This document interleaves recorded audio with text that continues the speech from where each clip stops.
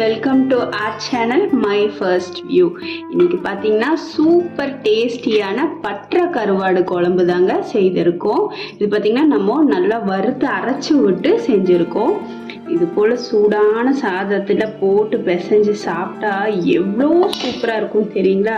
நம்ம குழம்பு வைக்கும்போதே பார்த்தீங்கன்னா வீடே கம கமன்னு மணக்கும். 2 தெரு தள்ளி இருக்கிறவங்க கூட உங்கள் வீட்டில் கருவாடு குழம்பான்னு கேட்பாங்க. அந்த அளவுக்கு சூப்பரான டேஸ்டியான பற்ற கருவாடு குழம்பு எப்படி பண்ணுறதுன்னு பார்க்கலாங்க. Welcome to our channel my first view.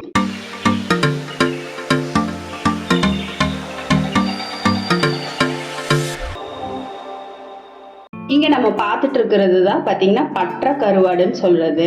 இன்னைக்கு இதுல நம்ம குழம்பு தான் எப்படி பண்றதுன்னு பார்க்க போறோங்க. அரைச்சு விட்டு குழம்பு எப்படி பண்றதுன்னு பார்க்கலாம். நம்ம ஒரு 5 பேர் 6 பேர் கொண்ட ஆளா இருந்ததுன்னா ஒரு 100 கிராம் போல இந்த பற்ற கருவாடு யூஸ் பண்ணலாம். இன்னைக்கு நம்ம ஃபேமிலி சின்னது 4 பேருங்கனால நம்ம இந்த அளவுக்கு தான் எடுத்திருக்கோம். இப்போ இது வந்து நம்ம வெதுவெதுப்பான தண்ணீர்ல ஒரு 2 தடவை அலசி எடுத்துக்கலாம். அந்த மேல இருக்க அந்த மஞ்சள் பொடி, மேலால் இருக்க அதிகப்படியான உப்பு இதெல்லாம் வந்து க்ளீன் பண்ணுறதுக்காக வெதுவெதுப்பான தண்ணியை நான் சேர்த்திருக்கேன். ரொம்ப வந்து ஹாட் வாட்டர் சேர்த்திட்டோம் அப்படின்னா இப்போது நம்ம கழுவும் போதே கரைஞ்சி போயிடும். அப்புறம் நம்ம குழம்புக்கு வைக்க கருவாடு இருக்காது. அதனால் பாருங்க, அந்த டஸ்ட்டு அது மாதிரிலாம் இருக்கும்ல, அது எல்லாமே க்ளீனாகி வந்துடும். பார்த்தீங்கன்னா வஜ்ர மீனில் வச்ச கருவாடுன்னு சொல்லி கொடுத்தாங்க. நமக்கு பச்சையாக இருக்கும் போதே அடையாளம் தெரியாது. இதில் கருவாடானதுக்கப்புறம் நம்ம எங்கே கண்டுபிடிக்க போகிறோம்? உங்களுக்கு கண்டுபிடிக்க தெரியும்னா கமெண்ட் செக்ஷனில் சொல்லுங்கள் ஃப்ரெண்ட்ஸ், எப்படி கண்டுபிடிக்கிறதுன்னு. இப்போ இந்த தண்ணியை கழுவி விட்டுட்டு அடுத்த தண்ணி ஊற்றி வைக்கலாம். இப்போ பார்த்தீங்கன்னா நம்ம 2 தண்ணி கழுவியாச்சு. திரும்பவும் கொஞ்சமாக தண்ணி ஊற்றி இது அப்படியே சோக் ஆகட்டும், கொஞ்சம் போல் ஊறட்டும். நான் சொன்னது போல அதிகமாக ஊற வச்சிங்கன்னா இதுலேயே கரைஞ்சி போயிடும். அதனால பார்த்து ஒரு 5 நிமிஷம் ஊறினா கூட போதுமானது. இப்போ இங்கே நம்ம ஒரு பேன் வச்சுருக்கோம். இப்போ பார்த்தீங்கன்னா பேன் நல்லா சூடானதும் ஒரு டேபிள் ஸ்பூன் போல் நான் எண்ணெய் சேர்த்திக்கிறேன். இப்போ எண்ணெய் நல்லா சூடாயிடுச்சு. 1 டீஸ்பூன் போல் சீரகமும் ஒரு 1/4 டீஸ்பூன்லேருந்து 1/2 டீஸ்பூன் அளவுக்கு குருமிளகும் சேர்த்திடலாம். இப்போ ஃப்ளேமை ஹையில் வச்சுட்டோம் அப்படின்னா டக்குன்னு கரைஞ்சி போயிடும். அதனால கொஞ்சம் மீடியம் சிம்மில் வச்சுக்கோங்க. ஒரு 1/4 டீஸ்பூன் போல் ஒரு சோம்பும் போட்டிருக்கோம் இதோடவே சேர்த்தி. இப்போ இதில் சின்ன வெங்காயம் பார்த்தீங்கன்னா ஒரு கைப்பிடி அளவுக்கு சேர்த்திக்கலாம். இதுக்கு பார்த்தீங்கன்னா சின்ன வெங்காயம் சேர்க்கும் போது உங்களுக்கு நல்ல ஒரு டேஸ்ட் கொடுக்கும். நம்ம பெரிய வெங்காயம் சேர்த்தோன்னா நமக்கு இனிப்பு அடிச்சுடும். அதனால சின்ன வெங்காயம் தான் சேர்க்கணும். கூடவே ஒரு 10 பல் அளவுக்கு பூண்டும் சேர்த்திடலாம். இப்போ இது எல்லாத்தையும் நம்ம வதக்கி வச்சிடலாங்க. இந்த வெங்காயம் பார்த்தீங்கன்னா நமக்கு டிரான்ஸ்பரண்ட் ஆனால் போதும். நமக்கு ரொம்பவே முருகணும் அப்படின்லாம் அவசியமே கிடையாது. டிரான்ஸ்பரண்ட் ஆனால் போதும்.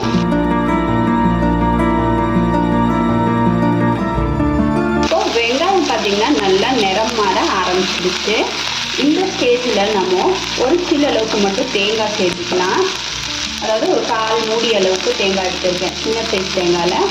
அடுத்ததாக வரமிளகாய் பார்த்தீங்கன்னா ஒரு 10 எண்ணெய் எடுத்திருக்கேன். உங்கள் காரத்துக்கு ஏற்றாற் போல் நீங்கள் வரமிளகாவை சேர்த்திக்கோங்க. இல்லை நீங்கள் வரமிளகாய் தூள் சேர்க்குறதா இருந்தாலும் சேர்த்திக்கலாம். நம்ம அரைச்சி வைக்கிறதுனால நான் இங்கே வரமிளகாய் எடுத்திருக்கேன்.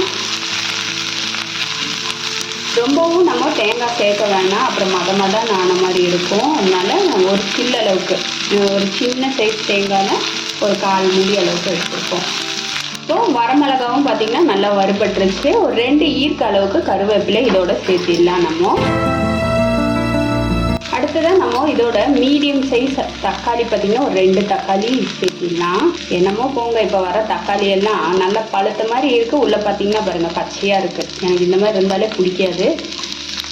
அது குழம்புக்கும் நல்லா இருக்காது. இருந்தாலும் நமக்கு வேறு சாய்ஸ் இல்லை இப்போதைக்கு. அதனால் இருக்கிறத நம்ம சேர்த்திக்கலாம். நல்ல பழுத்த தக்காளியாக இருந்ததுன்னா ரொம்ப சூப்பராக இருக்கும். நமக்கு எந்த ஒரு ரெசிபி செய்கிறதுக்குமே ரொம்ப சூப்பராக இருக்கும். இப்போ இந்த தக்காளியும் பார்த்திங்கன்னா நம்ம வதக்கி விட்டுறலாம். தக்காளி வந்து ஒரு பாதி வதங்கினா போதும். ரொம்ப ஃபுல்லாக நமக்கு வதங்கணும்னு அவசியம் கிடையாது. இப்போ இந்த தக்காளி பார்த்திங்கன்னா பாதி வதக்கடு வதங்கியிருக்கு, ஃபுல்லாலாம் வதங்க கிடையாது. இப்போ இது நல்லா ஆறுனதுக்கு அப்புறமா நம்ம மிக்சர் ஜாரில் போட்டுடலாங்க.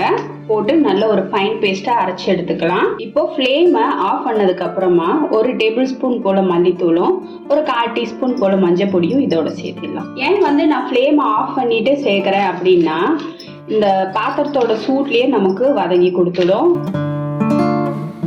இல்லாட்டி இது பவுடர் ஃபார்ம்ல இருக்கிறதுனால டக்குன்னு கரிஞ்சிடும். அதனால நம்ம இது போல ஃப்ளேமை ஆஃப் பண்ணிட்டு இந்த மல்லித்தூளும் மஞ்சள் பொடியும் சேர்த்திருக்கோம். இல்லை நீங்க வரமல்லி சேர்க்கறதா இருந்தாலும் சேர்த்திக்கலாம். நான் ஏன் வரமல்லி முழுசா சேர்க்கலன்னா நம்ம மிக்சர் ஜார்ல அரைப்படாது, அதனால மல்லித்தூளை சேர்த்திருக்கோம். இப்போ இதை ஆறுனதும் நம்ம நல்ல ஒரு ஃபைன் பேஸ்டா அரைச்சிட்டு வந்துடலாங்க. இப்போ நம்ம குழம்பு வைக்கிறதுக்காக ஒரு பானை எடுத்திருக்கோம். இதுல ஒரு 2 டேபிள் ஸ்பூன் அளவுக்கு நான் எண்ணெய் சேர்த்திக்கிறேங்க. இப்போ எண்ணெய் நல்லா சூடாகட்டும். இப்போ இதுல ஒரு 1/4 டீஸ்பூன் அளவுக்கு சோம்பு சேர்த்திடலாம். கூடவே கடுகும் சேர்த்திடலாங்க. கடுகு நல்லா பொரியட்டும். அடுத்ததான் வெந்தயம் பாத்தீங்கன்னா ஒரு 1/4 டீஸ்பூன் அளவுக்கு சேர்த்திடலாம். இப்போ பாத்தீங்கன்னா கடுகு நல்லா பொரிஞ்சிடுச்சு. இந்த ஸ்டேஜ்ல நம்ம சின்ன வெங்காயம் 2ஆ கட் பண்ணி வச்சிருக்கோம். அதே போல பூண்டு பாத்தீங்கன்னா ஒரு 3 பூண்டு நீல வாக்குல சீவி வச்சிருக்கோம். அடுத்தது ஒரு 2 ஈர்க்கருவுக்கு கருவேப்பிலை எடுத்திருக்கோம். இப்போ இது எண்ணெயில சேர்த்திடலாம். இப்போ இந்த வெங்காயம் பார்த்தீங்கன்னா கொஞ்சம் வதங்கட்டும். இப்போ இந்த வெங்காயம் பார்த்தீங்கன்னா லைட்டா நிறம் மாறிடுச்சு. இப்போ நம்ம இதுல பெருங்காயம் பார்த்தீங்கன்னா ஒரு சிட்டிகை அளவுக்கு சேர்த்திடலாம். அடுத்ததான் நம்ம அரைச்சி வச்சிருக்க இந்த விழுதை சேர்த்திடலாங்க. இந்த எண்ணெயிலேயே நம்ம அரைச்சி வச்ச இந்த விழுதை லைட்டா வதக்கி கொடுத்துக்கலாங்க. நம்ம ஏற்கனவே வறுத்து தான் அரைச்சிருக்கோம், அதனால இது அவ்வளோ பச்சை மணம்லாம் இருக்காது. லைட்டா பச்சை மணம் போயிடுச்சு.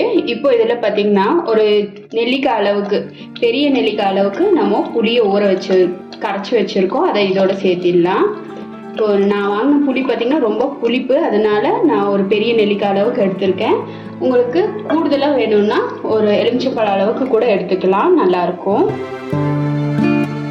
இப்போ இந்த குழம்புக்கு தேவையான அளவு உப்பு சேர்த்திடலாங்க. கூடவே கொஞ்சம் தண்ணியும் சேர்த்திடலாம். இப்போ இதை நல்லா கொதிச்சு வரட்டும்.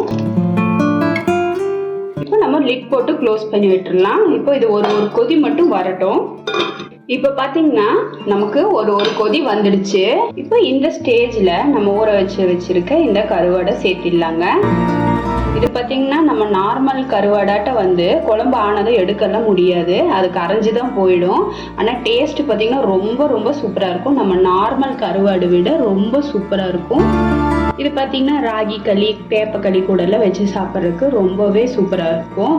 இப்போ குழம்பு பாத்தீங்கன்னா நல்லா கொதிச்சு வரட்டும். ஆஹா, வீடே கம கமங்குதுங்க. அந்த அளவுக்கு சூப்பரா மனமும் டேஸ்ட்டும் அவ்வளோ சூப்பரா இருக்கு. இப்போ எண்ணெய் பார்த்தீங்கன்னா நல்லா பிரிஞ்சு வர ஆரம்பிச்சிருச்சுங்க. இப்போ கடைசியா கொத்தமல்லி தழையை தூவிடலாம். இதுல பார்த்தீங்கன்னா நம்ம முருங்கைக்காய், பின்ன உருளைக்கிழங்கு, கத்திரிக்காய் எல்லாமே சேர்க்கலாம். நான் இப்போ பிளெயினாக தான் செஞ்சுருக்கேன். உங்களுக்கு இஷ்டம் இருந்துச்சு அப்படின்னா காய்கறி கூட சேர்த்து செய்யுங்க. எனக்கு இப்படி இருந்தால் தான் எங்கள் வீட்டில் பிடிக்கும், அதனால நான் இந்த போல மாடலில் செய்திருக்கேன். செம்ம டேஸ்டியான பற்ற கருவாடு குழம்பு ரெடி ஆயிடுச்சு. நம்ம செய்த இந்த பற்ற கருவாடு குழம்பு ரெசிபி உங்களுக்கு பிடிச்சிருந்தா லைக் பண்ணுங்க, ஷேர் பண்ணுங்க, மறக்காம மை ஃபர்ஸ்ட் வியூவை சப்ஸ்கிரைப் பண்ணுங்க ஃப்ரெண்ட்ஸ். பெல் ஐக்கானோட ஆளுங்கிற ஆப்ஷனும் கிளிக் பண்ண மறந்துடாதீங்க.